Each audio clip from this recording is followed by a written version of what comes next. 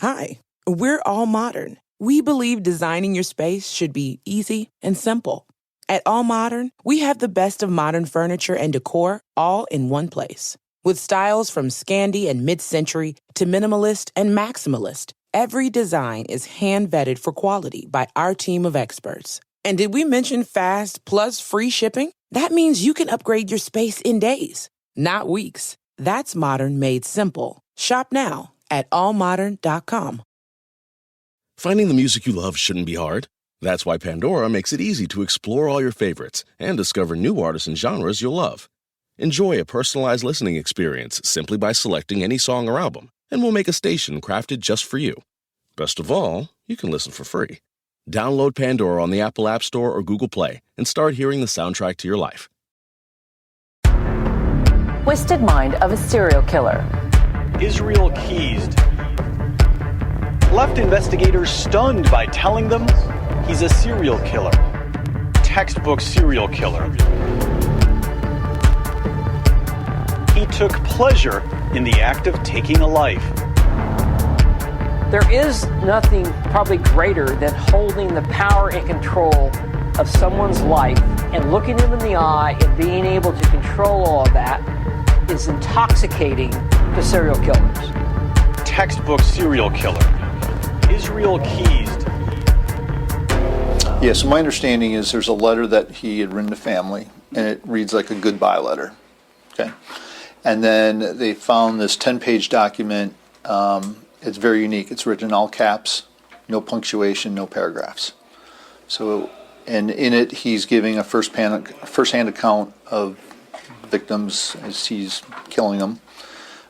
Extremely graphic, one of the most disturbing things I've ever read in my whole career. And there's 6 victims that are described, and it looks like during the last description he's interrupted, so he hasn't finished, but that's all we have.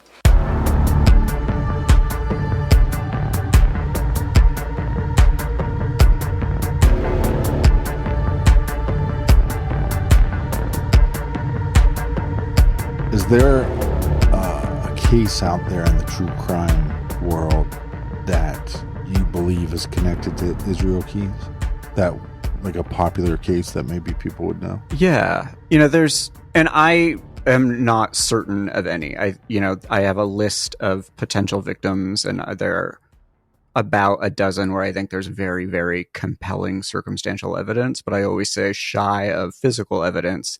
These are all just theories or ideas or conversations. The victim that I think is the most plausible is not a well-known case. It's a man named Jimmy Tidwell, but of the well-known cases, 2 that come up a lot are Susie Lyle and Lauren Spear. Yeah, Susie Lyle has always been probably my top case that I feel like is connected to Keys, just based on the timing of his enrollment in the military. Yeah, he was in the area at the time. He had searched her case. There's a very credible sighting of him in a parking lot less than a mile from where she disappeared, approaching some woman late at night. We don't know which parking lot, but we know that Susie Lyle disappeared from a parking lot in the middle of the night. So that's just like the tip of the iceberg with circumstantial evidence. There's a ton, but the fact that we can place him in the area at the time and her name is on his computer is very reasonable evidence for me. And then Lauren Spear was a victim at the University of Indiana. Do we have any eyewitness sightings of Keys in that area at that time? Not at that time.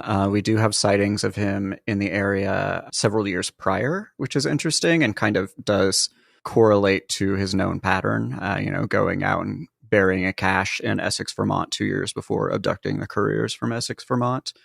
What's interesting to me, and I know this is a very polarizing case and a polarizing theory, but Keys flew into Chicago on June 2nd of 2011 and then immediately disappeared. We can't really place him anywhere until he arrives at his mother's home in Northeast Indiana, a town called Harlan outside of Fort Wayne, on the evening of June 3rd. Depending on when he landed, and we don't know for certain, we have some ideas, but he was missing in action for anywhere from 24 to 36 hours. In that time, Lauren Spear disappears from Bloomington, Indiana. Keyes said that he often would look at articles or, try to check in on his victims and see where the investigations were going, but he would never, which is not true, but he said he'd never Googled them by name. What he would do is Google a location and a date. When his computer was seized, he had Googled missing Indiana, June 2011. When talking about the couriers, he continually says he'll talk about what happened after he abducted them, but he will not talk about what happened prior to their abduction on that trip, which would also correlate to Lauren Spear's disappearance. She disappeared just a week before the couriers. That stands out to us as well. We actually asked the FBI about that specific thing because he said that he won't talk about anything before the specific date of the couriers, which would offer up that entire week that we didn't know if he was talking about, he didn't want to talk about the entire week beforehand or just any crimes in the years prior to that. And the FBI basically said they don't really know, but it could open up the possibility that, he actually committed crimes out through Indiana, Ohio, Pennsylvania, New York, and beyond. Well, we've actually worked with local law enforcement, and they are very collaborative with us, or I guess as much as they can be. And they've said they have not been able to see Keyes or anyone who looks like him in any of that footage. However, there was I believe, a ping on an Alaska phone in the area at the time.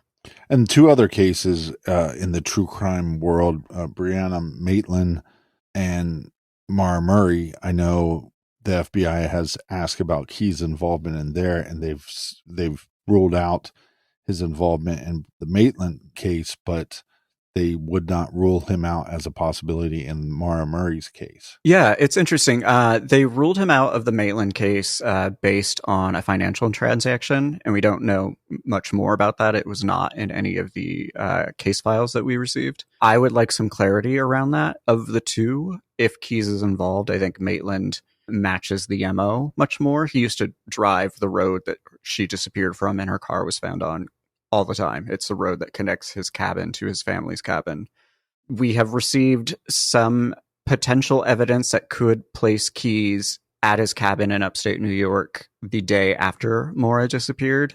Travel records have him flying into Salt Lake City, I think, a few days before and departing from Salt Lake City a few days after. We don't really know where he is in the interim. So this newspaper found at his cabin, dated the day after Maura's disappearance, I think is interesting.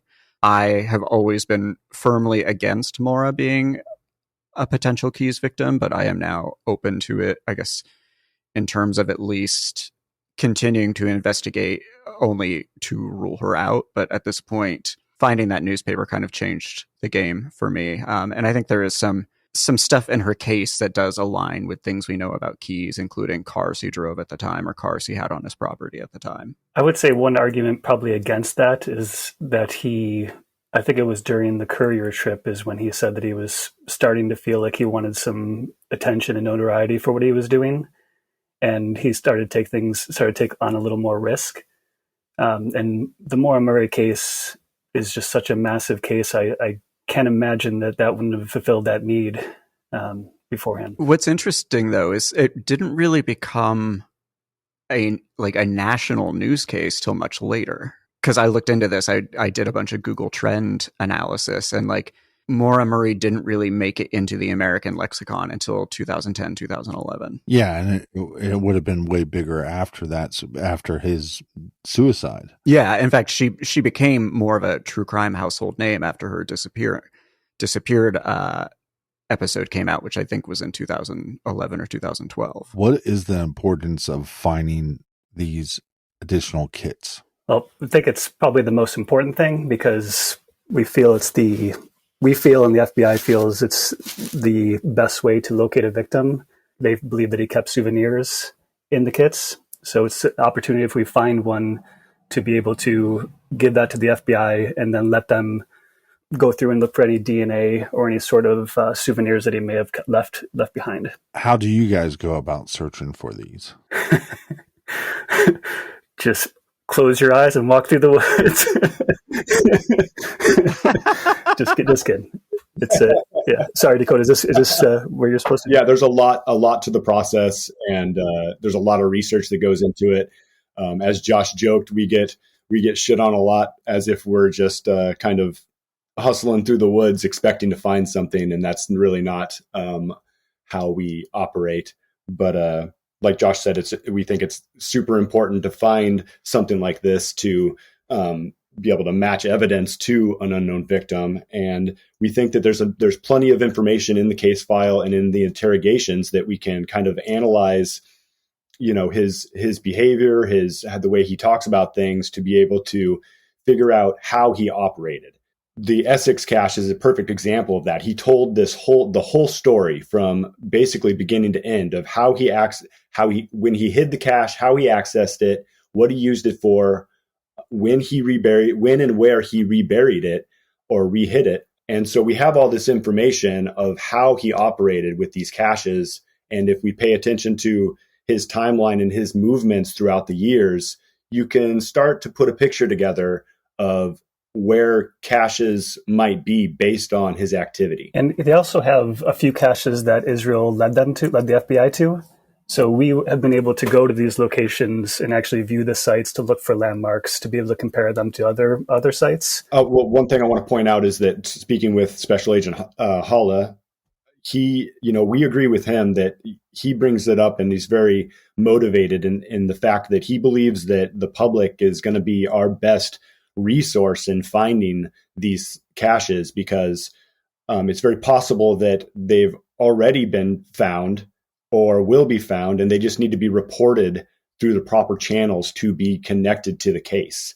And so we think that there's a good, possibility there that, members of the public can help us connect these things to the case. So if you found something like this, even if you've already reported it to local law enforcement, make sure to report it again to the FBI, so that if it is one of Key's caches, we can connect it and hopefully use the evidence to identify other victims. And that's already proven to be pretty fruitful. We've had a few tips that now, after the guys have talked to the FBI, we've find even more credible. And I don't know if you guys want to talk about that further. Basically, whenever we started to team up with Josh and his team, we were lucky enough to start sharing information before we even formed a partnership. And one of Josh's team members, Kim K, she brought Josh a tip that he gave to us, and then we gave it to the FBI, and it ended up turning into the biggest piece of evidence that has been released since Israel Keyes killed himself. So, and we will be releasing that in our next episode. We're doing a joint episode. We'll be releasing that episode right after the show. So definitely come and listen. Well, I was just going to say, that's the cool thing about this is, you have three different groups who are, probably the three most informed groups on Keyes, all working independently, well, up until a certain point, who see things from different perspectives and glom onto different details and are doing wildly different investigations. And then those three groups all came together and we found the biggest piece of evidence in the Keyes case since his death. And I think that really speaks to the power of collaboration, just how great it is that the guys made this connection, deep connection with Halla. And then my team independently was doing work. And once the three of us all shared the separate pieces of information we had, we were able to confirm and corroborate and find something monumental. It's really cool. And then second, I had gotten a tip a few years ago about a woman who believed she encountered Keyes with a cache. And the guys took that to Halla, and that is, it's not quite as fruitful yet, but we are able to kind of move along and at least investigate that with a little more credibility. Yeah, and it just really shows like how, in a real-time investigation that the teamwork and the collaboration can totally change the trajectory, of and the progress of this of any case. But, this is our case that we're working on. And so it just shows that, there's so much information out there to be uncovered, and we're all looking at it from a different perspective and with different talents. And if you bring all that stuff together, I really feel like we can make some big progress. So the list of potential victims is unfortunately rather long, but there were some that I were a little more interested in than some of the others, in particular, Washington State. And Joshua and Dakota, that's kind of your neck of the woods. And it sounds like there's suspicion that there could be as many as 5 potential Israel Keys victims in Washington State. So the FBI believes there are actually 4, not 5. So they think that he killed somebody else while he was still living in Washington. And that was his first victim. They believe it was between July 2001 and October 31st, 2001. But the murder didn't take place inside the state of Washington. But they don't know what state it was. They just know that it wasn't in Washington. The 4 victims that they think most likely happened around the 2005 to 2006 area. 2 of the victims have been described as a couple, which I talked about earlier.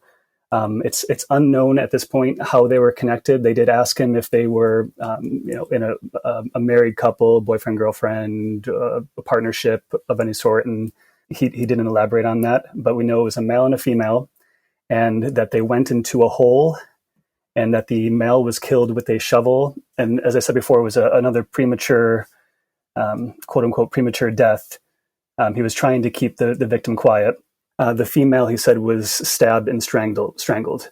They believe that those 2 victims were killed in eastern Washington, and they have kind of a time frame that they believe that's happened, but I'd need to confer with Josh about a few things before we get into the details of that. And then the 2 other victims, he was able to purchase a boat from his wife's ex-husband. He talked about disposing of 2 victims from this boat. They think that the victims were placed in 2 separate locations, 2 separate lakes. One they believe was Lake Crescent, and Josh was actually given access to go and search that lake. So I'll give him some time to speak about that because it's really exciting. But he submerged that victim with gallons of concrete that he had filled and submerged them in the lake. And they believe that the other victim is potentially in Lake Cosette. But that is all just speculation for right now. That's just a place that he visited very often, and he was really interested in very deep lakes. One thing that's important about the Washington victims is during one of the interrogations, they're trying to decide on how the Washington victims could be a federal case. And at this point, Israel had already known that transporting a victim across state lines would be instantly a federal crime. So during the conversation, he's trying to figure this out. And so we asked Special Agent Hull about that. It sounds like all 4 victims were actually taken in Washington, not from out of state. And they don't know for sure where they resided, only that they were taken while they were in Washington state, which makes the way that he hunted early on and tried to get victims early on in his career was by going to trailheads and parks. It makes a lot of sense that you would run into more tourists in that area too. So it would probably confuse things even more if they go missing by a national park or something like that. So yeah, they think all 4 victims were taken in Washington, not brought from out of state. What about possibly connecting him to these murders in Boca Raton, Florida? That was a case that we covered on True Crime Garage a long time ago, where somebody was abducting people from the parking lot of a popular shopping mall down there, and it's believed that there were 3 attacks and abductions in total, but in 2 of the situations resulted in murder, and one of those cases was a double homicide. Is there anything connecting him to those murders down in Florida, or is Keys, I imagine in a lot of these situations it's like an Ed Edwards situation where somebody's saying like, oh, you have these 10 unsolved homicides that took place scattered throughout the United States. Well, it must be Israel Keys.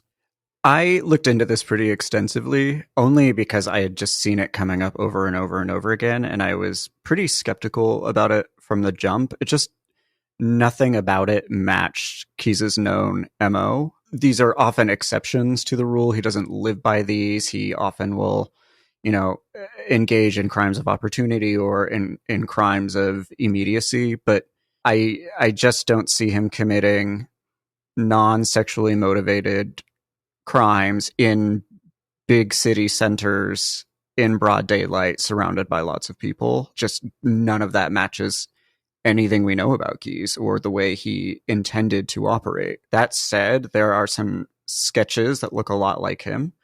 But, you know, for two of them, we can't place keys anywhere at the time that they occurred. But for one of them, and I always say with keys, like anything is possible. But in this case, it would be virtually impossible for him to have been in Florida when the attack occurred. You know, like I said, he's tricky, but it would be very, very challenging for him to be in that parking lot when the attack occurred, just based on where we can place him surrounding the attack. So Israel Keys he baffles me because we don't have a type of victim, it seems like to me. And then there's this other speculation that maybe he killed children. So that makes things a lot more difficult. Yeah. The kids thing is interesting. And again, you know, as we talked about, he's not really a liar per se, or when he is lying, he's very bad at it. He said that after his child was born, he didn't go after kids anymore. And I believe that as much as you can believe anything out of a serial killer's mouth. He did say in one of his last interviews that he knew he was losing control later on in his criminal career, because he doesn't usually go after kids. Maybe that means he put a child at risk or entered a home with a kid, or maybe that means he actually planned on or did kill a kid later on in his criminal career. But I would say, again, those are exceptions. I do believe that he probably did not kill kids for the majority of his criminal career. His evolution, like we're talking about 14 years here. And so, you know, his definition of what a kid is could have changed throughout that time. You know, when he starts this, he's a young man. So maybe his definition of a child at that point was different than it was 14 years later. I hate to harp on this, but I think it's one of the most fascinating parts about the case is the skull drawings and the pentagram.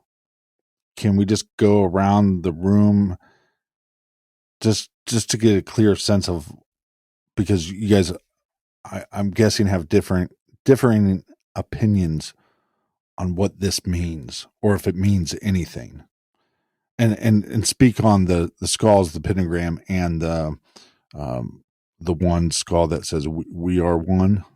I'll start, since I'll probably be the quickest. I think it means something and it means nothing. I think the number is just bullshit. I think he's feeding into the FBI's narrative of 11 victims. I think there is meaning to, you know, the idea behind it, the blood and the skulls and the "we are one." And I'm sure the guys will elaborate on that, but I think the number of skulls that he painted is fairly meaningless. I tend to agree with Josh about the number. I think that, you know, he's letting the FBI believe what they want to believe as far as the number of victims, as far as like the visuals that this produces. I really think that he's trying to instill some like deeper meaning to his actions. He knew he was a murderous piece of shit, and that he was trying to like make himself seem more, you know, mystical or mysterious than he really was. I tend to think that you know, it was kind of a last ditch effort to be important. I don't have much to add to that, but I will say that when we release a new piece of evidence on October 20th, we are really excited to bring that component into the conversation with the FBI profilers, because there could be something combined with all of these pieces put together that could lead to something important. But at this point, yeah, I wonder if this is the same time that he was writing those suicide notes. We're going to ask Special Agent Hall about that to see if it was the same day.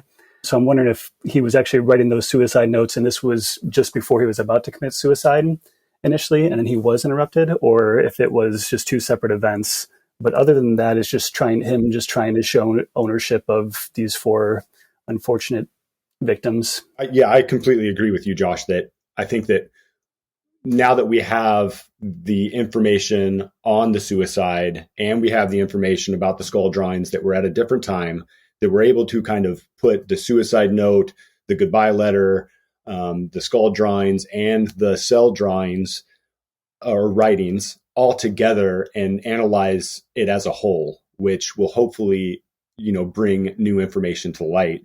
The picture of Baphomet that was included with the skull drawings, which is the horned goat with the pentagram, is satanic imagery. And I think that, he talked about this in the interrogations of like his motivations or him trying to come to terms with, the sexual sadist that he was. And I have a quote here somewhere. Here we go. And so in the 710 interview, he says back then, and he's talking about when he was late teens, early 20s. He says, back then I thought I was a Satanist. I had a different philosophy than I do now. My philosophy changed on what I wanted, or my philosophy changed on why I wanted to do it. At the time, I thought I was into the whole Satanist symbolism stuff. Then over the next few years, I realized I didn't believe in any of that stuff. It was just a justification, and I realized I wanted to do it because I wanted to do it. And so he says himself that before his incarceration, that he had already come to terms with the fact that he didn't believe any of that shit, that he wasn't a Satanist. He just wanted to murder because he wanted to murder. And so I find it very interesting, the fact that he's kind of going back to that ideology and this symbolism with Satanism, when he says himself that he doesn't believe any of that stuff. What's also interesting with that is he branded himself on his body. So he had several brands, like an upside down cross, I believe a smiley face, an anarchy symbol, and I believe there are a couple other, I can't recall at the moment. There was a pentagram. Pentagram, thank you, sorry. And one thing that's interesting about the drawing in the cell is the pentagram is actually reversed. And with the 2 points projecting upwards, it's normally a pentagram is actually a symbol of unity, which would make sense if he's trying to say that they are all one. But this reverse pentagram with the 2 points projecting upwards is a symbol of evil, and it attracts like sinister forces, basically. So it's a completely different meaning. And one thing about the brands, just to throw this in there, they had asked his ex-girlfriend about his branding, and she was in the medical field, so she knew about wounds and things like that. And there's a specific note where they had asked her about how the brands were done, and she wasn't really sure, but she assumed just heating up metal and then applying to the skin like a coat hanger or something like that. When they go into detail, they start asking her questions. There's one in particular that they were asking about that must have been done very poorly or left a very bad scar. So there's a question as to whether they were trying to ask her if they think that he would brand himself either after a victim or while with a victim, because he talks a lot about going out and having a smoke with these victims. He talked about having a cigar, I think a cigar or a cigarette with Lorraine Courier. Same thing with Samantha Koenig. And they were sort of insinuating that I believe the Happy Face brand was actually done with the sort of a cigarette or a cigar. And this is all, again, later on in life, after he claims to have no longer believed in Satanism, that he's still attaching these different images to himself. You just riled up all the Happy Face truth serial killer truthers. Oh shit. Yeah. Sorry. Yeah, thanks. I've wondered that too, because part of his kill kit was a camp stove, which, there are about a million very nefarious things we can think about him using that camp stove for, but I've always wondered if perhaps it was as part of a branding thing and not a torture thing. Like you said, he identified himself at some point as a Satanist. Do we have evidence or anybody talking about whether he studied being a Satanist or studying anything of the occult?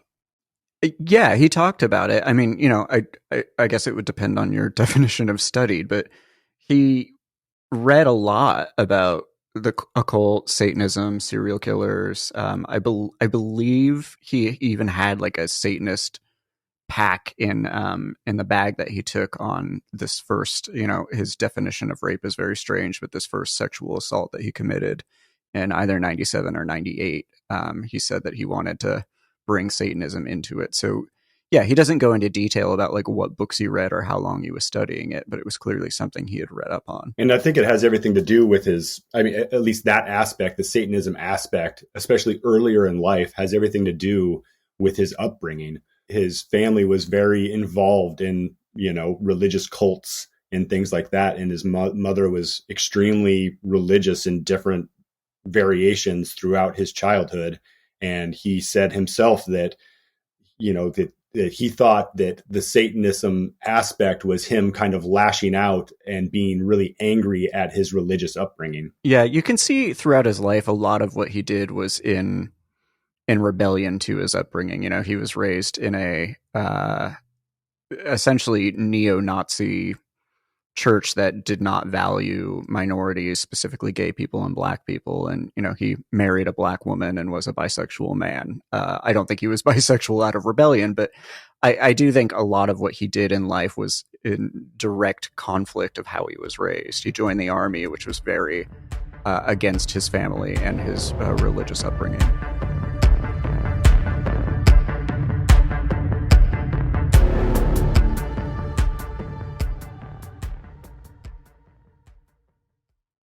This message is sponsored by Greenlight. As your kids get older, some things about parenting get easier. Some things get harder, like conversations about money. Kids just won't know how to manage money until they're in charge of it. That's where Greenlight can help. Greenlight is a debit card and money app made for families. Parents can send money and keep an eye on kids' spending and saving, building their money confidence and lifelong financial literacy skills. With the Greenlight app, kids learn how to save, invest, and spend wisely thanks to games that teach money skills in a fun, accessible way. The Greenlight app also includes a chores feature where you can set up one-time or reoccurring chores customized to your family's needs and reward kids with allowance for a job well done. Millions of parents and kids are learning about money on Greenlight. It's the easy, convenient way for parents to raise financially smart kids and families to navigate life together. I love Greenlight. We send kids off to school. They learn a lot of things. They do not learn how to manage their money. They're not teaching that. This is a parent's job. Parents, it is our job to teach our kids to be financially responsible. And the Greenlight app is the tool that we all need to successfully teach our children. That's why I use it. That's why I love it. Sign up for Greenlight today and get your first month free when you go to greenlight.com/garage. That's greenlight.com/garage to try Greenlight for free. Greenlight.com/garage. Finding the music you love shouldn't be hard. That's why Pandora makes it easy to explore all your favorites and discover new artists and genres you'll love. Enjoy a personalized listening experience simply by selecting any song or album, and we'll make a station crafted just for you. Best of all, you can listen for free. Download Pandora on the Apple App Store or Google Play and start hearing the soundtrack to your life. Back to school season means shopping, after-school activities, and a lot less time. Skip the meal planning and the grocery store runs with nutritious and delicious meals from HelloFresh. They handle most of the prep, too, making getting dinner on the table easier and faster than ever. HelloFresh's Build-A-Plate meals are designed to let every member of your household create their perfect plate. No more making multiple dinners to satisfy everyone. Just one meal with so many ways to enjoy. With a changing menu of 50 recipes to choose from each week, HelloFresh makes it easy to always find something the whole family will love. Skip trips to the grocery store and count on HelloFresh to make home cooking easy, fun, and affordable. That's why it's America's #1 meal kit. I love HelloFresh. The captain loves HelloFresh. I went from being a good cook in the kitchen to being an iron chef in the kitchen with HelloFresh. I was making the same old meals week after week. With HelloFresh, my meals just got fresher and more up to date. Taco night, much better at the house. Pasta night, so delicious with HelloFresh. And I don't have to make added trips to the grocery store. Save time, save money, and enjoy dinner and family night together more with HelloFresh. That's absolutely why I love HelloFresh. It saves you time and saves you money, and it's nutritious and delicious. And for a limited time, kids eat free. Go to HelloFresh.com/TCGKids to unlock this exclusive offer. One free kids meal per box for 2 months while subscription is active. That's free kids meals just by going to HelloFresh.com/TCGKids.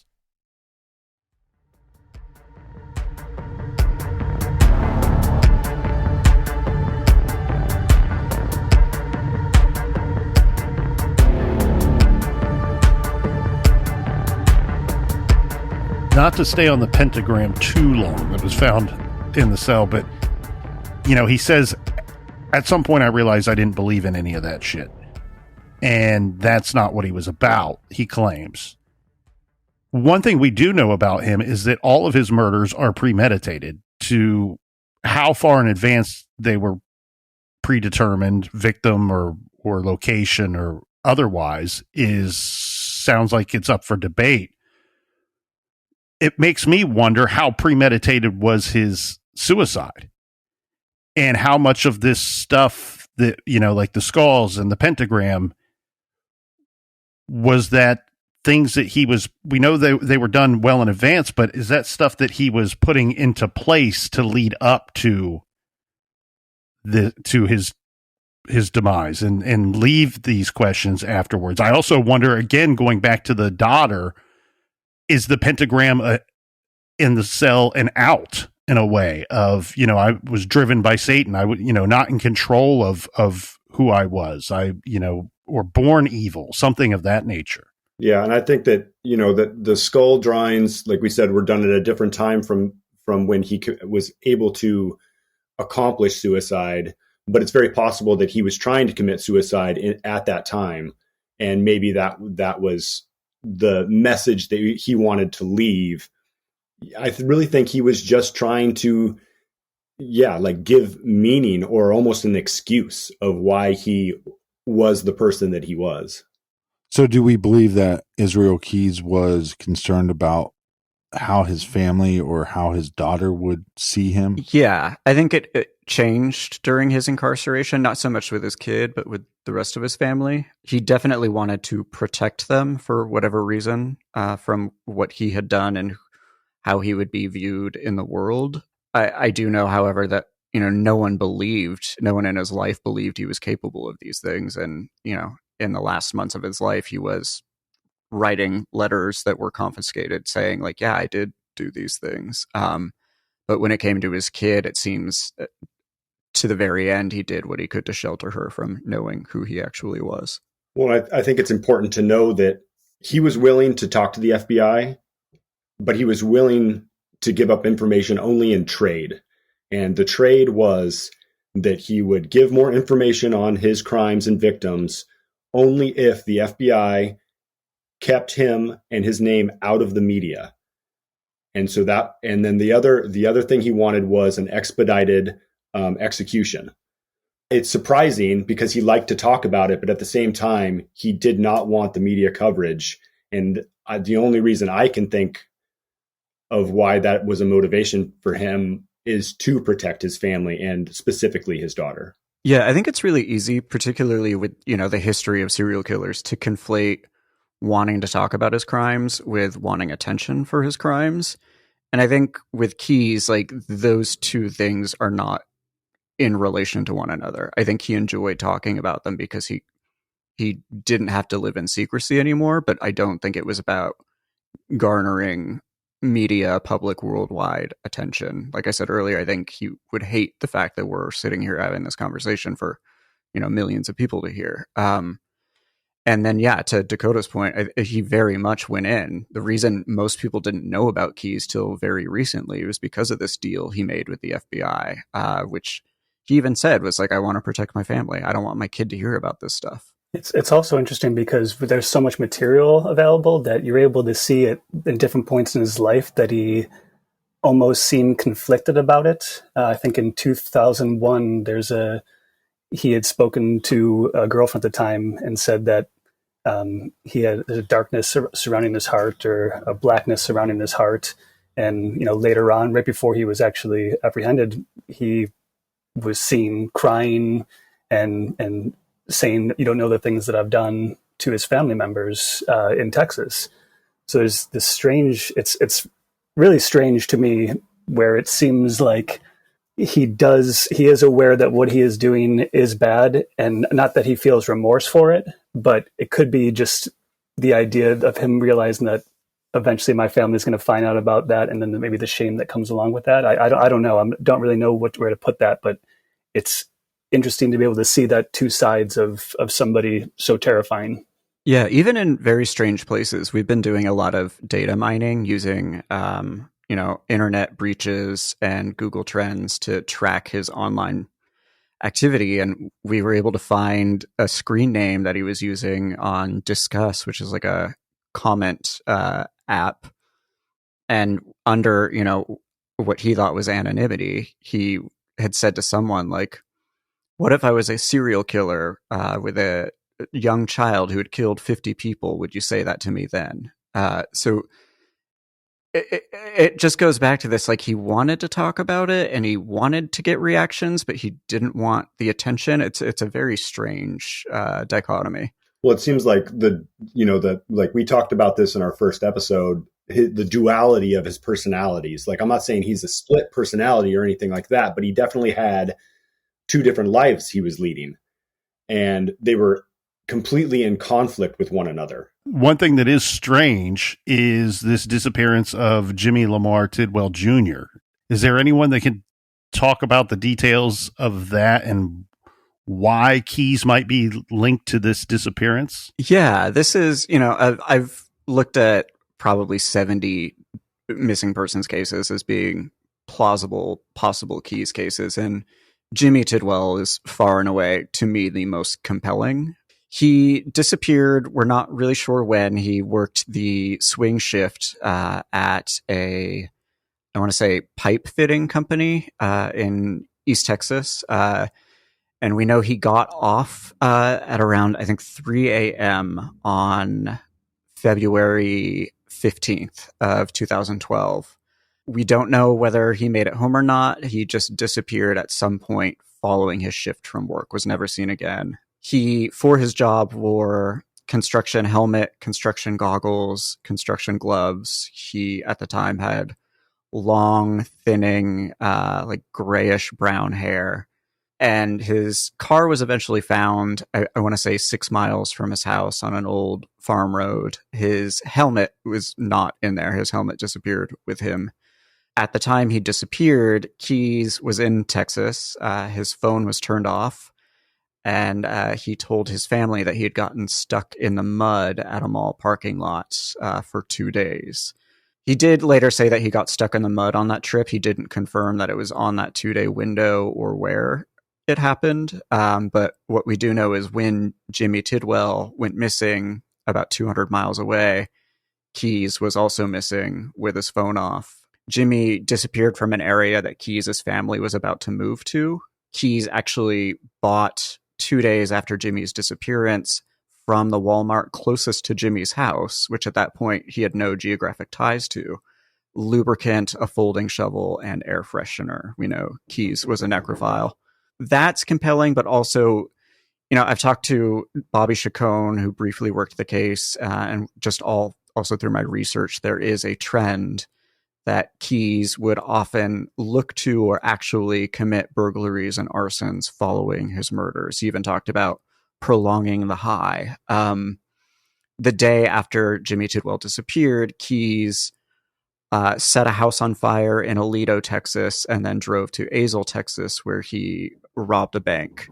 And I can jump in really quick just to add to that. The receipt that they found that said there was a shovel, lube, and an air freshener, it doesn't really state what kind of lube it is. And it could have been something, and I say that because it could be for the obviously nefarious reason, but it could also be as a way to kind of bury another cache and prep weapons before he buries them. So either way, it doesn't look good. But it's just a different way to look at that, I guess. When they eventually confirmed it was Keyes who robbed the Spank and Azel, they pulled up the surveillance, and Keyes is wearing a construction helmet and he has long, stringy hair in it. And they asked him where he got the hair from, and he said that it was human hair. Very, very compelling circumstantial evidence. The only other plausible suspect in Jimmy's disappearance is his wife. And we have the local case files, local law enforcement case files. And they don't say why, but they say that they have ruled her out. She, however, was not a great witness. She changed her story a couple times. So I want to put that out there. But I just, the evidence for Keyes is pretty overwhelming. There's some other factors. We know that Keyes often trolled Craigslist. And right before Jimmy disappeared, he had posted on Craigslist that he was selling his washer and dryer. Jimmy lived in a very rural area in a house that was under construction. So, again, goes with the geography and anthropology of Keyes' MO of going to faraway places where there aren't going to be witnesses and places that he can blend in. Well, this is what's fascinating, because you said you believe there's some evidence of digital contact with these victims. It's something we're pursuing because we've seen patterns. There has not been any definitive proof yet, but we have seen some of the same stuff come over and over and over again. We also know for a fact and have copies of it where Keyes was going online and commenting on articles about his victims. Was he using false identification at any time? Because he's trying to muddy the waters and really cover his tracks and really not let people know where he is at certain times. But to fly into Chicago, I mean, you purchase, there's a paper trail, right? You purchase that plane ticket and you can drive as far as you want, but he rented a car and then he checks into a hotel. It seems like, I don't know. It seems very like I'm going to these great lengths and all this effort to distance my physical self from where I actually am. But meanwhile, it seems like very novice of him, of a rookie mistake that yes, there's a paper trail. I kind of think that was actually part of it. He's setting up his own alibis by having these points on a map, but then he's distancing himself from those points. And even with William and the Rain Courier, his alibi was that he was going to be fishing that area. He bought a fishing license for that 3-day slot that he would be in town. So while he was there, if he ever did get questioned about it, he would be able to say, no, I was just there fishing. I was just passing through. I always pass through this area. And he went to the same hotel that he'd been to multiple times. So I think it was just a way for him to, he absolutely could have used different IDs, but I think he tried to set it up in such a short amount of time that it seemed impossible for him to even be considered a suspect. Yeah, I agree.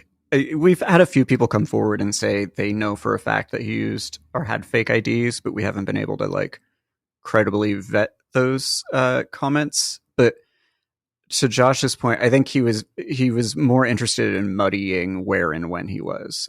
So another example is he bought 2 fishing licenses in 2 states for the same 2-day period. Or there's at least one instance where he booked 2 different hotel rooms in 2 different cities for the same night. So I think stuff like that, where he could plausibly say oh, I was going to go there, but I changed my mind. Or oh yeah, I was just there for a few days to fish and then I left. And that goes back to him planning his crimes in conjunction with events, whether it be cruises or visiting family or family birthday parties or whatever. And correct me if I'm wrong here, you guys, but wasn't he booked in the hotel room in Texas right before his arrest? Wasn't he booked in that hotel room under an alias, like Isaiah or something like that? Yeah. But there is, in Vermont, he used his identification to book that room. But when they took his license plate for parking, he changed 1 digit on the license plate and changed the issuing state. So instead of being New Hampshire, I think he said it was Arizona. And then instead of being 123, he said it was 132. And that could have also just been human error. It's very easy to say everything is intentional. But yeah, he did small things to muddy his digital or geographic footprints. And they keep a database of those of fishing licenses and hunting licenses as well. So it's I don't know. Again, I find it strange that he's going to all these efforts to the paper trail would have been the same if he would have just flown to Vermont. It seems like he's creating all this extra work, but like the captain said, who knows what he did between Chicago and Vermont. Exactly. Well, and I know some of this information is sensitive, and you guys have worked with the FBI, and you still have a lot of work that's still going on and going forward that you're going to continue with. But you guys know me. I'm sensitive or not, I'm going to needle you for information. You knew walking into this that was going to happen. So without being too descriptive here, I'm going to demand an answer. But within that case file and the information that you guys have reviewed, you talked earlier about the process of going to locations and attempting to recover these items.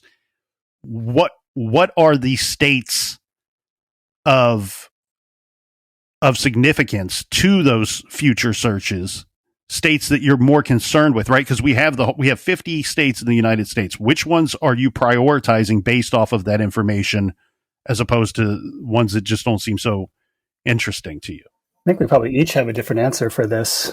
I would bet, but I'd say definitely right now our main focus is Washington, the Olympic Peninsula, and the surrounding areas. That's where our entire first season is taking place.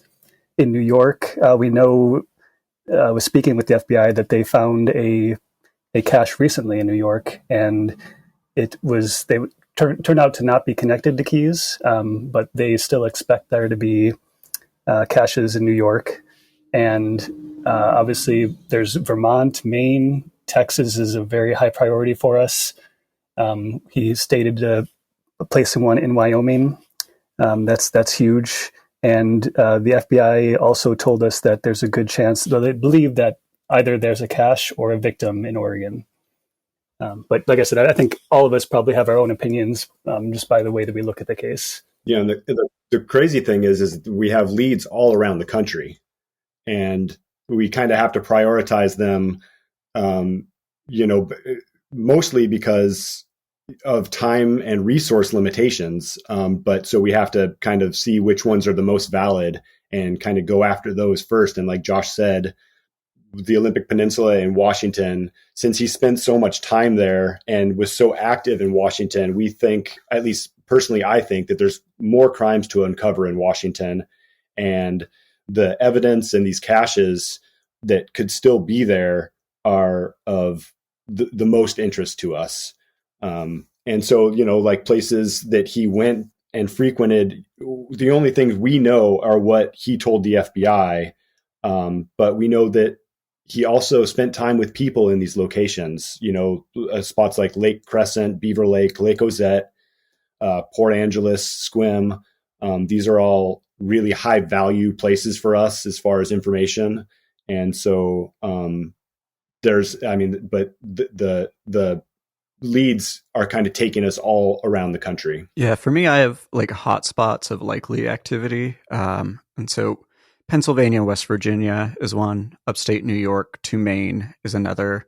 Texas, Louisiana, Alabama, Tennessee is one. The Four Corners states, then Washington, Southern California, Northern California, and Wyoming are kind of my priorities right now. I don't think any of us mentioned Alaska. Did we? Okay. Oh, well, that's obvious. Yeah, that's one spot that's really high on our list to go see, because we haven't been to the spot where they discovered a cache there. That's something I really am excited to get to. What's your guys' call to action on your guys' podcast regarding this case? What is the FBI working on now? What do they want the public to know? Because they've made a reach out to the public on at least 2 or 3 occasions, right? Looking for more information about Israel Keys. The FBI is absolutely still involved. They're participating in a bunch of media events to try to get the word out about the caches, because they think that is the best opportunity to find a victim. And they think that caches have been found and just not reported.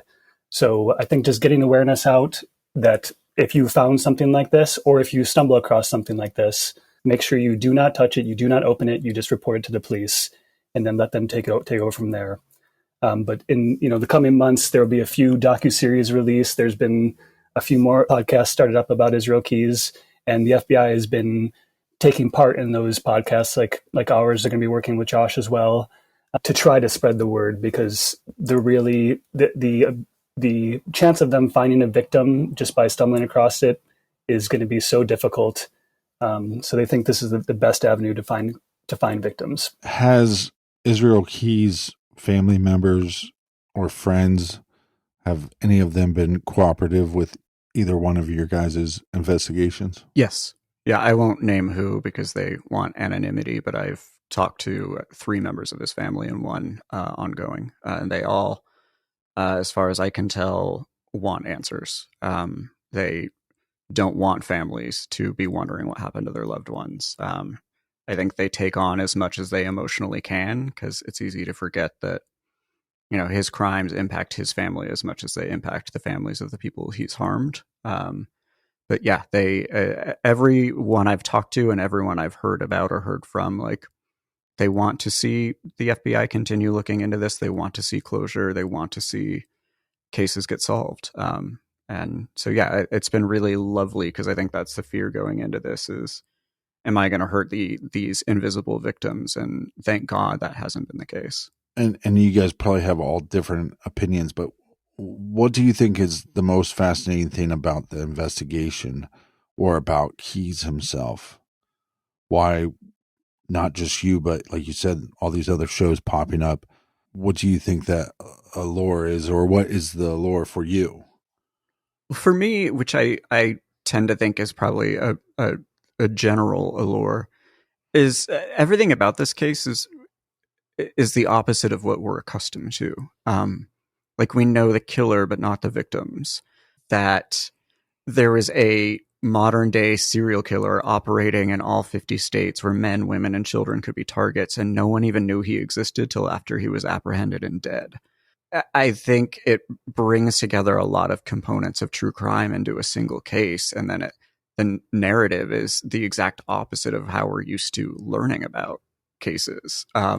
He committed arsons and burglaries. He murdered people. He planned his crimes well in advance. He was a family man who was adored by his community. I just think in many ways, Keys not only breaks serial killer archetype, but he is the ultimate boogeyman, because any one of us could have been his victim. Yeah, and the case, for me, it's that the case is so expansive and we have so much information about his crimes, yet we kind of have nothing. And so there's all these unanswered questions, yet we have thousands of pages of information and hours upon hours of interrogations, yet we still can't answer a lot of the questions. And I think for me, he is just the scariest person alive, or now dead, but the scariest serial killer ever, because my wife and I do a lot of backpacking, and it's always been the biggest fear of somebody just attacking our tent in the middle of the woods. And to find that there's somebody out there that was trying to do something very similar, it's just absolutely terrifying to me. But what really sucks me in is that because there is so much information, kind of like I alluded to before, I just feel like if there is a pattern that I think can be solved, and with that, it could just be the next piece of big information that blows this whole thing wide open. And I think once you find one more victim, once you find one more cache, one more bank robbery, it just puts another point in the map that can be connected to other points, and you can start to really dive in even further. It's basically just one giant puzzle that we have access to the information to, and I think that's a really intriguing part of it. It really sucks you in once you start getting involved in it. And I think we all just kind of crossed the Rubicon on that. I think a lot of the cards are about to start falling. Get ready.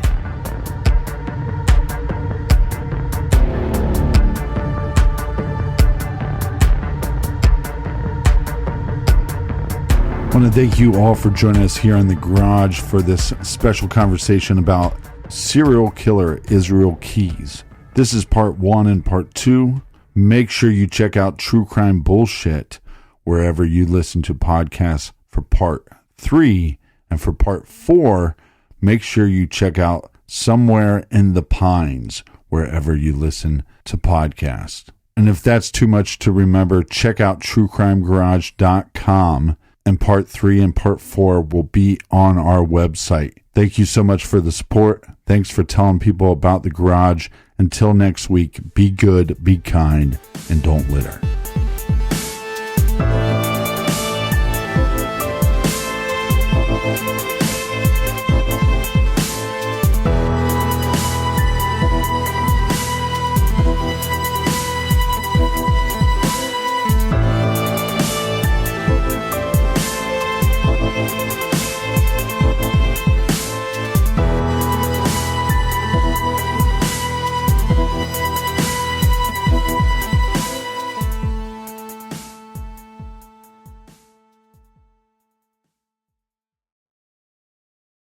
Finding the music you love shouldn't be hard.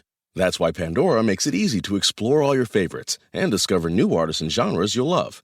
Enjoy a personalized listening experience simply by selecting any song or album, and we'll make a station crafted just for you. Best of all, you can listen for free. Download Pandora on the Apple App Store or Google Play and start hearing the soundtrack to your life.